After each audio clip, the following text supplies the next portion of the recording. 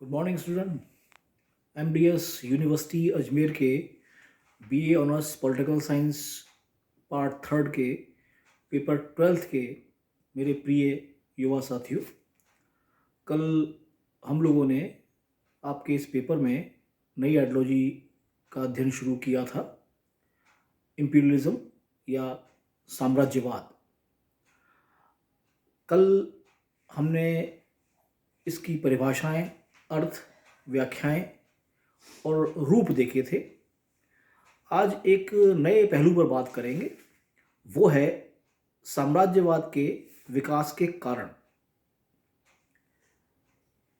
आप इस बात पर हमेशा ध्यान रखें, कंसंट्रेट रहें कि जब से हम राजनीति विज्ञान शब्द का प्रयोग कर रहे हैं, पॉलिटिकल साइंस जब हम शब्द का इस्तेमाल करते हैं, तो साइंस में एक चीज़ बड़ी महत्वपूर्ण है जो इसमें भी आती है, वो है कार्य कारण संबंध या कॉजल रिलेशनशिप।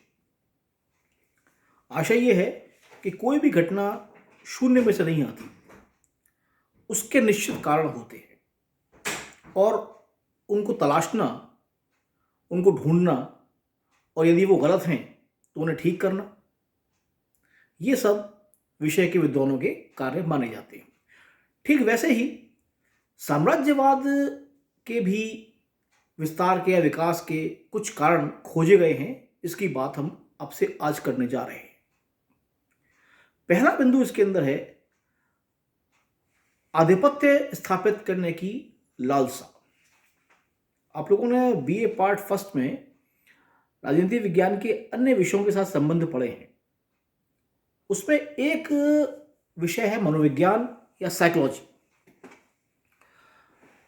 अधिकार कायम करना, प्रभुत्व स्थापित करना, दूसरे को अपने नियंत्रण में लेना, ये सब मनुष्य की स्वाभाविक इच्छाएं मानी गई हैं मनोविज्ञान में, और वो इसके लिए प्रयास भी करता है।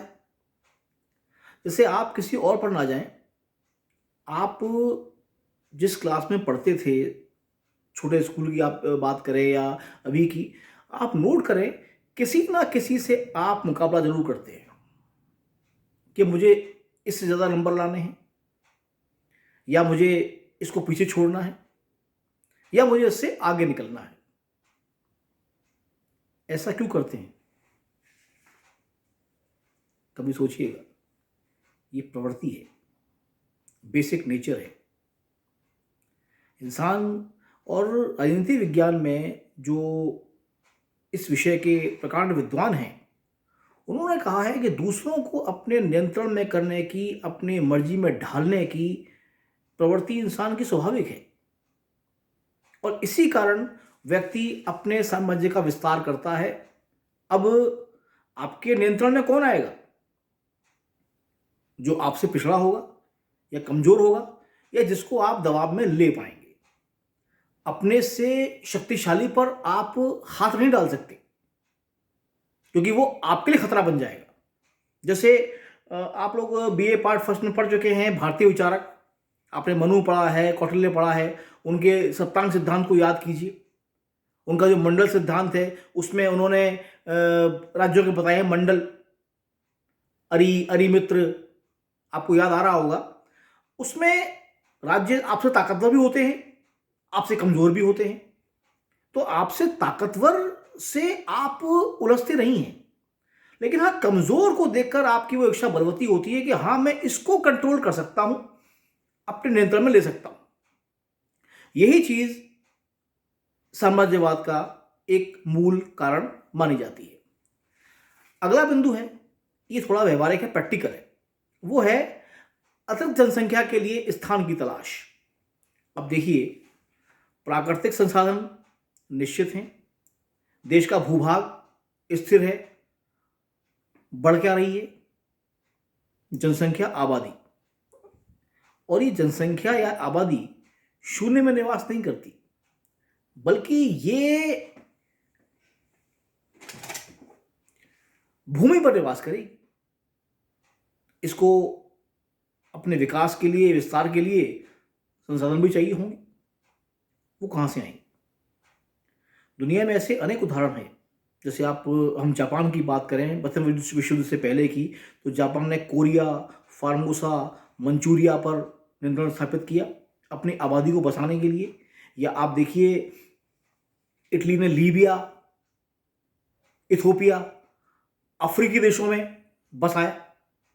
या और आप उदाहरण लें, साउथ अफ्रीका, ब्रिटेन का उपनिवेश था। अमेरिका, संयुक्त राज्य अमेरिका, यूएसए इसको आप कहते हैं, ब्रिटेन का उपनिवेश रहा। तो इन देशों में अपने व्यक्तियों को बसाने की जो रणनीति थी, ये भी साम्राज्यवाद के विस्तार का एक कारण रही है। अगला बिंदु, औद्योगिक क्रांति के पश्चात एक नई धारा उभरकर सामने आई।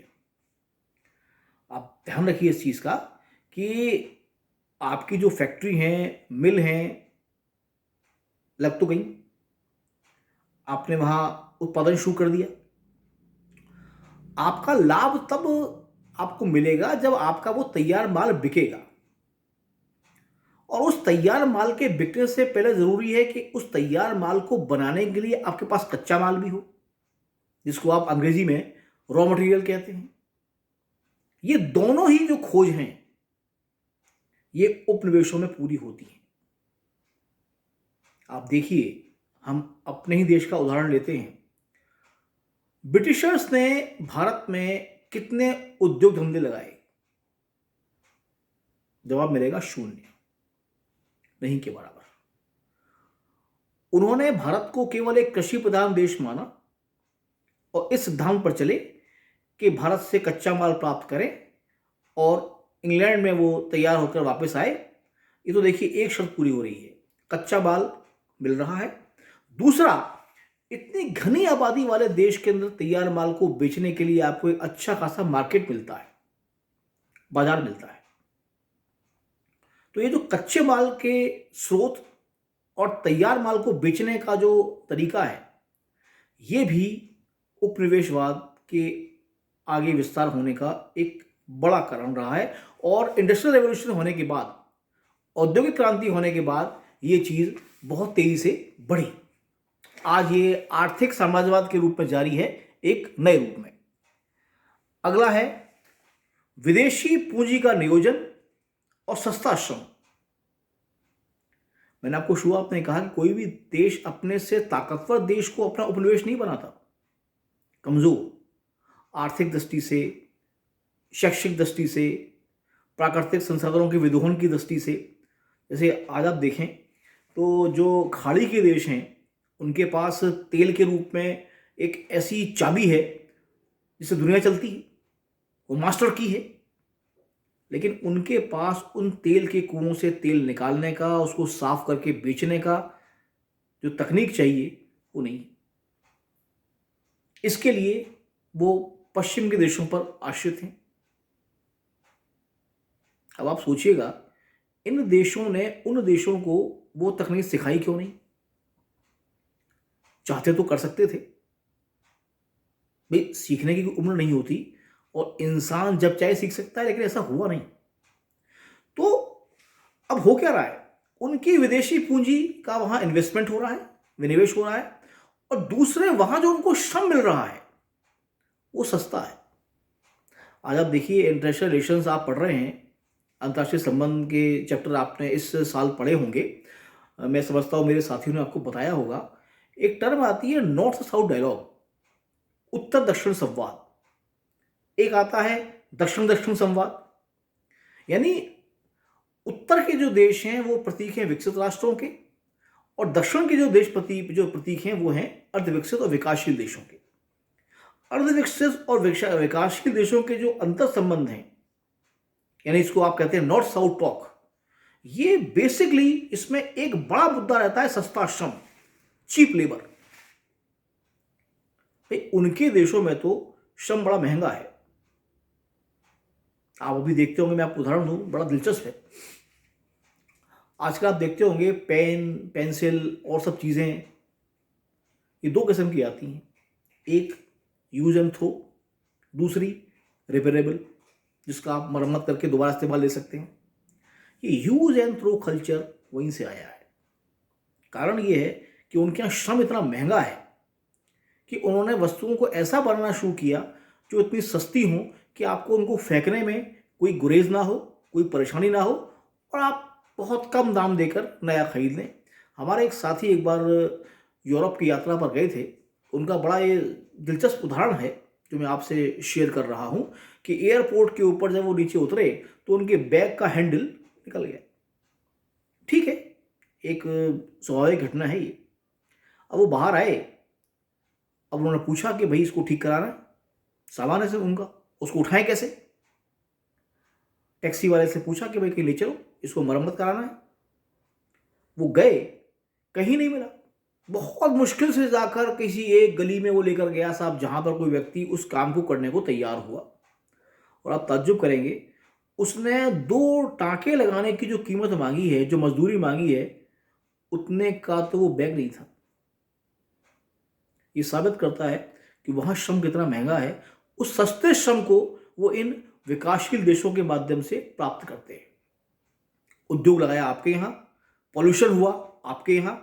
हाँ, वो कहते हैं भाई आपके लोगों को रोजगार मिल रहा है इससे, लेकिन उसकी एवज में जो वेतन दे रहे हैं वो उनके देश की तुलना में बहुत कम है। तो ये सस्ते श्रम की जो खोज है, ये भी इसके साम्राज्यवाद के उदय का एक खास कारण, विकास का एक खास कारण मानी जाती है। अगला बिंदु वो है व्यक्तिगत आर्थिक लाभ, इंडिविजुअल इंटरेस्ट। जो बड़ी बड़ी बहुराष्ट्रीय कंपनियां हैं, मल्टीनेशनल जो इंस्टीट्यूशंस हैं, आज आप देखिए कई कंपनियों की जो वार्षिक टर्नओवर है या आय है, वो कई देशों की जीडीपी से ज्यादा है। कैसे हो पाया? उन्होंने कई चीजें ऐसी निकाली कि जिसमें उनका लाभ तो बढ़ता गया और दूसरे देशों की जो सरकारें हैं वो उनके नियंत्रण में आती चली गई। उन्हें इतनी आर्थिक सहायता दी गई, रिश्वत दी गई, कुछ योजनाएं बनाई गई और उन्हें अपने कंट्रोल में ले लिया गया, ताकि जो नीतियां बने, योजनाएं बने, कार्यक्रम बने, वो उनके हित में बनाए जाएं और बने। और एक बिंदु और है इसके अंदर, उग्र राष्ट्रवाद और सैन्यवाद। देखिए होता क्या है, जैसे हम देखें कई देशों में जहां सैनिक शासक हैं, वो इस बात की उम्मीद रखते हैं कि देश का विस्तार हो, उनके पास एक बड़ी फौज हो, आक्रामक हो, कार्रवाई वो कर सकें। ये तभी संभव हो पाएगा जब आपके पास प्राकृतिक और मानवीय संसाधन दोनों हो और उस देश पर आप कब्जा कर सकें। जैसे आप उदाहरण लें, हम बार बार भारत पर ही लौट कर आएंगे क्योंकि हम एक लंबा समय ब्रिटेन का उपनिवेश रहे। दोनों विश्व युद्धों में, फर्स्ट वर्ल्ड वॉर और सेकेंड वर्ल्ड वॉर में, भारतीय भारी मात्रा में लड़े हैं और मरे भी हैं। अब आप सोच के देखें कि भाई दोनों ही विश्व युद्धों से हमारा सीधा सीधा कोई संबंध नहीं था, फिर भी हम लड़े, हमें कई पदक भी मिले, जीते भी। पर ऐसा आखिर हम क्यों कर रहे थे? केवल इसलिए क्योंकि हम ब्रिटेन के उपनिवेश थे। दोनों विश्व युद्धों में हमने उनकी मदद की। और मैं अपना आज का व्याख्यान समाप्त करता हूं क्लीमेंट एटली के एक कथन के साथ, जो आपको ज़्यादा स्पष्ट कर पाएगा। देखिए हुआ क्या था कि 1945 में द्वितीय विश्व युद्ध खत्म होता है और 1946 में ब्रिटेन में हाउस ऑफ कॉमन के चुनाव होते हैं। हाउस ऑफ कॉमन के चुनाव के अंदर जो कंजर्वेटिव पार्टी थी, विंस्टन चर्चिल जिसके लीडर थे, वो बुरी तरह हारती है और लेबर पार्टी जीतती है। लेबर पार्टी के नेता थे क्लीमेंट एटली, जो बनते हैं प्राइम मिनिस्टर। ब्रिटिश पार्लियामेंट के अंदर भारत की आज़ादी का प्रस्ताव जब पेश किया गया तो एटली ने जो भाषण दिया था उसका भी एक अंश आपको बताता हूं। उन्होंने कहा कि अब हमें कोई हक नहीं बनता भारत की आज़ादी को रोकने का, क्योंकि इस देश ने साम्राज्यवाद के खिलाफ अपने हजारों सपूतों को स्वतंत्रता के लिए बलिदान किया है। ये हजारों सपूत जो स्वतंत्रता के लिए बलिदान हुए, किसकी स्वतंत्रता के लिए? धन्यवाद।